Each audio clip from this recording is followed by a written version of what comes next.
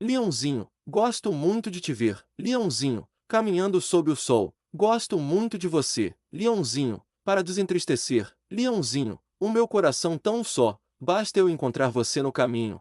Um filhote de leão, raio da manhã, arrastando meu olhar como um imã. O meu coração é o sol, pai de toda cor. Quando ele lhe doura a pele ao léu, eu gosto de te ver ao sol. Leãozinho, de te ver entrar no mar. Tua pele, tua luz, tua juba. Leãozinho é o nome da música escrita por Caetano Veloso. A palavra leãozinho é A. Adjetivo superlativo. B. Adjetivo comparativo. C. Substantivo diminutivo. D. Substantivo aumentativo. Resposta: C. Substantivo diminutivo. A palavra leãozinho é formada pelo substantivo leão acompanhado do sufixo diminutivo zinho. O sufixo zinho é comumente utilizado na língua portuguesa para indicar diminuição de tamanho, intimidade ou afeto. 2. De acordo com a letra da música, o que desentristece o coração tão só do autor? A. Encontrar o leãozinho no caminho. B. Arrastar o olhar como um imã. C. Caminhar sob o sol. D. Sair para ver o sol.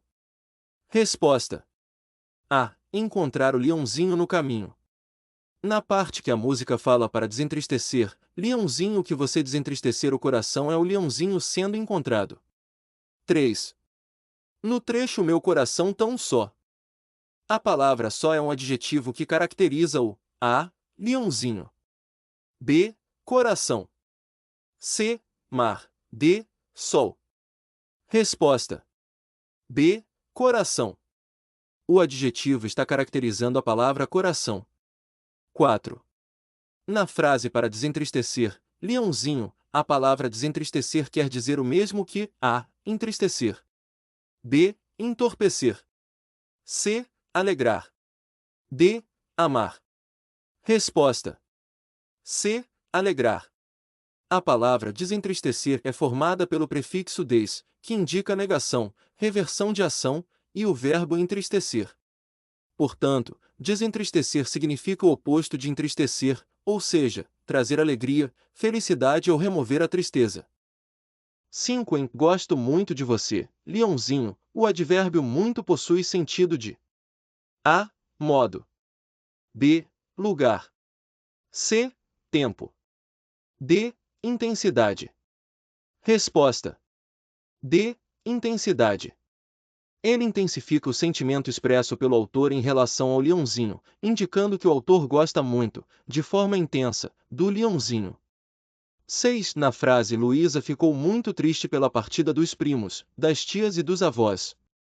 Ela não queria que eles fossem embora de sua casa. O pronome destacado refere-se a das. A. Partida. B. Luísa. C. Casa. D. Tias. Resposta: B. Luísa. O pronome ela está substituindo o nome próprio Luísa, indicando que ela quem não queria que os primos, as tias e os avós fossem embora de sua casa. 7. Marque a alternativa cuja divisão silábica das palavras julgamento e pássaro está correta. A. Julgamento, pássaro. B. Julgamento, pássaro.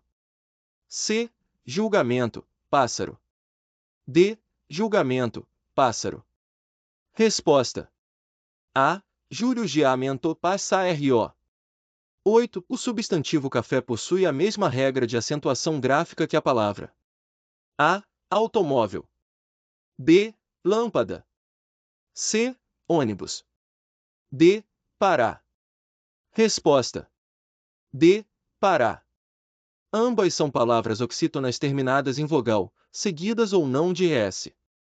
De acordo com as regras de acentuação gráfica do português, palavras oxítonas terminadas em vogal, seguidas ou não de ES, são acentuadas graficamente se terminarem em A, I ou U, com exceção dos casos em que formam hiato com vogal subsequente. 9. A palavra infelizmente é formada por derivação prefixal e sufixal. Portanto, qual é o seu radical? A. Felizmente. B. Infeliz. C. Feliz. D. Lis. Resposta: C. Feliz. O radical de uma palavra é a sua parte fundamental e invariável, que contém o significado básico do termo. No caso da palavra, infelizmente, o radical é feliz. Isso ocorre porque o prefixo in é acrescentado à palavra feliz, formando o adjetivo infeliz, que significa o oposto de feliz. Posteriormente, o sufixo mente é adicionado para formar o advérbio infelizmente, indicando a maneira ou modo como algo é feito ou ocorre. 10. Marque a alternativa cujo emprego da vírgula está correto. A. Mãe, eu não quero ir para a escola. B. Mãe, eu não quero ir para a escola. C. Eu não quero ir para a escola, mãe. D. Mãe, eu não quero ir para a escola. Resposta: B. Mãe, eu não quero ir para a escola. Nesta opção, a vírgula está sendo usada para separar o vocativo mãe do restante da frase. 11. Observe a sequência a seguir. Os 7 próximos símbolos dessa sequência lógica é A, B, C, D. Resposta: C. A sequência vai aumentando, ou seja, deve ter mais um rua e depois mais 5C para depois 5R. 12. Ana e Carla foram a uma pizzaria e a conta paga foi de R$ 43,50. Ana pagou R$ 26 e Carla completou o restante. Para acertar a conta de modo que cada uma pague a metade, Carla deve dar a Ana A. R$ 4,25. B. R$ 4,35. C. R$ 4,45. D. R$ 4,55. Resposta: A. R$ 4,25. Inicialmente, Ana pagou R$ 26. Se a conta total foi de R$ 43,50, então Carla pagou a diferença entre R$ 43,50 e R$ 26, que é R$ 43,50 menos R$ 26 igual a R$ 17,50. Para cada uma pagar a metade, elas deveriam pagar juntas R$ 43,50 por 2 igual a R$ 21,75. Como Ana já pagou R$ 26, ela precisa receber de volta a diferença entre o que pagou e sua parte justa, que é R$ 26 menos R$ 21,75 igual a R$ 4,25. 13. Para garantir que entre os filhos de Carmen, pelo menos 2 tenham nascidos no mesmo dia da semana, é necessário que Carmen tenha, no mínimo, A. 7 filhos. B. 8 filhos. C. 14 filhos. D. 15 filhos. Resposta: B. 8 filhos. Para garantir que pelo menos 2 dos filhos de Carmen tenham nascido no mesmo dia da semana, precisamos considerar o princípio do Pigeonhole, ou princípio da casa dos pombos. Esse princípio afirma que, se temos mais itens para colocar em caixas do que o número de caixas disponíveis, então pelo menos uma caixa terá mais de um item. No caso dos dias da semana, há 7 dias disponíveis. Portanto, se Carmen tiver 8 ou mais filhos, haverá pelo menos 2 deles que nasceram no mesmo dia da semana. 14. Numa pequena cidade, 2/5 da população idosa já foram vacinadas contra a gripe H1N1. A parte da população idosa que ainda falta ser vacinada corresponde a 2.550 pessoas.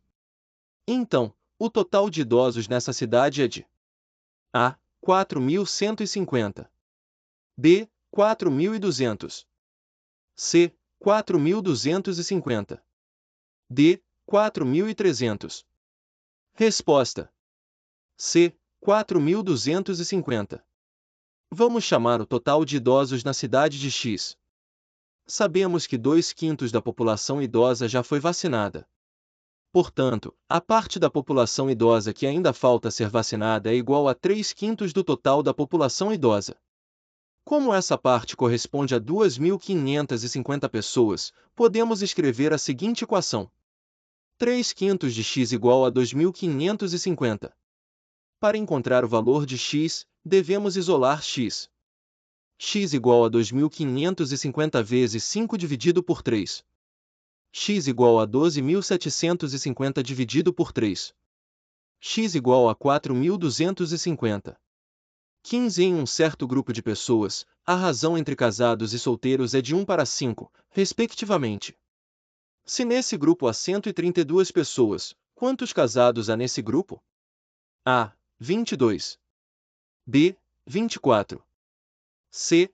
26. D. 28. Resposta: A. 22. Se a razão entre casados e solteiros é de 1 para 5, isso significa que para cada casado, há 5 solteiros. Seja x o número de casados. Então, o número de solteiros é 5x. Juntos, eles formam o total de pessoas no grupo, que é 132. X mais 5x igual a 132. 6x igual a 132. X igual a 132 dividido por 6. X igual a 22. 16. Para embalar 1467 parafusos em caixas com capacidade de 67 parafusos, necessitaremos de, no mínimo, quantas caixas? A. 21. B. 22. C. 23. D. 24. Resposta: B. 22. Para descobrir quantas caixas são necessárias para embalar 1467 parafusos, devemos dividir o número total de parafusos pelo número de parafusos que cabem em cada caixa. Dividindo 1467 pelo número de parafusos por caixa. 1467 por 67 21,93. Como não podemos ter uma fração de uma caixa, arredondamos para cima para garantir que tenhamos pelo menos o suficiente para embalar todos os parafusos. Portanto, são necessárias pelo menos 22 caixas. 17. Hoje, Carlos e Marcos receberam respectivamente 102 e 125 aparelhos de celular para consertar. Se Carlos consertar 6 aparelhos por dia e Marcos consertar 8 aparelhos por dia, a partir de quantos dias, contados a partir de hoje, Marcos terá menos celular para consertar do que Carlos? A. 11 dias. B. 12 dias. C. 13 dias. D. 14 dias. Resposta: B. 12 dias. Vamos calcular quantos celulares cada um deles terá consertado após um certo número de dias e encontrar quando Marcos terá menos celulares para consertar do que Carlos. Após D dias, Carlos terá consertado 102 mais 6 de aparelhos e Marcos terá consertado 125 mais 8 de aparelhos. Queremos descobrir após quantos dias de Marcos terá menos celulares para consertar do que Carlos, ou seja, queremos encontrar D tal que 125 mais 8D menor que 102 mais 6D. Vamos resolver essa desigualdade. 125 menos 102 menor que 6D menos 8D. 23 menor que menos 2D. D maior que menos 23 por 2. Como D representa o número de dias e não pode ser negativo, não precisamos considerar a parte da desigualdade D maior que menos 23 por 2. Portanto, podemos simplificar para D maior que 23 por 2. Para obter um número inteiro de dias, arredondamos para cima, pois não podemos ter uma fração de um dia completo. Assim, D maior que 23 por 2 11,5. Então, após 12 dias, Marcos terá menos celulares para consertar do que Carlos. 18. Na embalagem de uma pilha AA, está escrito que a durabilidade média da mesma é de 3.600 horas. Se essa pilha for usada ininterruptamente e durar exatamente as 3.600 horas, terá sido consumida em A. 150 dias. B. 155 dias. C. 160 dias. D. 165 dias. Resposta: A. 150 dias.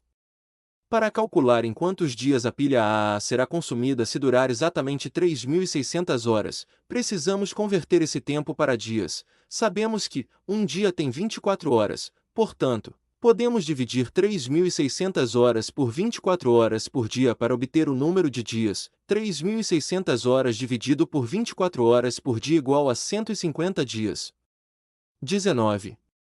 De acordo com o Estatuto de Servidor, o servidor é a pessoa a. Legalmente investida em cargo público, somente de provimento efetivo. B. legalmente investida em cargo público, somente de provimento em comissão. C. Legalmente investida em cargo público, de provimento efetivo ou em comissão. D. Nomeada pelo prefeito para exercer qualquer atividade na prefeitura. Resposta: C. Legalmente investida em cargo público, de provimento efetivo ou em comissão. Isso significa que o servidor público pode ocupar cargos de provimento efetivo, que são aqueles obtidos mediante concurso público, ou cargos de provimento em comissão, que são cargos de confiança, geralmente ocupados por indicação da autoridade competente. 20. Segundo a Lei Orgânica Municipal, cada legislatura terá a duração de A. 1 ano. B. 2 anos. C. 3 anos. D. 4 anos. Resposta: D. 4 anos. Na maioria dos sistemas democráticos, incluindo o brasileiro, uma legislatura é o período de tempo durante o qual um corpo legislativo, como uma Câmara Municipal, uma Assembleia Estadual ou o Congresso Nacional, exerce suas funções antes de uma nova eleição. No caso da Lei Orgânica Municipal, que estabelece as normas básicas de funcionamento do município, a duração de cada legislatura é estabelecida em 4 anos. Isso significa que os vereadores eleitos em uma eleição municipal permanecerão em seus cargos por um período de 4 anos antes de uma nova eleição ser realizada. Durante esse tempo, eles são responsáveis por representar os interesses da população, propor e votar em leis e fiscalizar as ações do Poder Executivo Municipal.